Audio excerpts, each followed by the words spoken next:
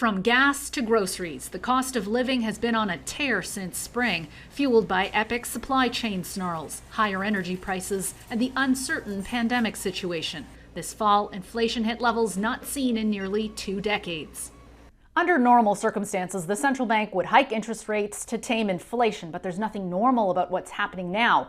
What's happened is some of that political pressure has been released. With its new mandate, the central bank has some wiggle room, even though it looks an awful lot like its old mandate. This is really a repackaging of the existing mandate for the Bank of Canada in a new candy wrapper. The Bank of Canada's #1 job is to manage inflation, aiming to keep it at 2% with a range between 1% and 3%.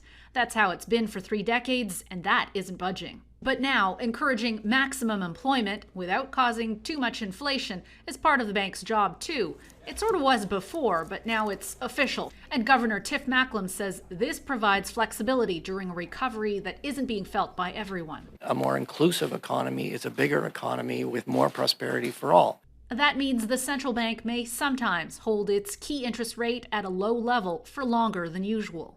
And economists say that puts the onus back on fiscal policy when it comes to taming the red-hot housing market. But then they need the government to take other measures, for example, limitations on mortgage borrowing, to make sure that Canadians don't get into hot water with those very, very low interest rates. A nod to how the pandemic complicates everything. I think all of us have to be really humble about the high degree of uncertainty there is in the Canadian economy and the global economy today. I feel their pain or their uncertainty.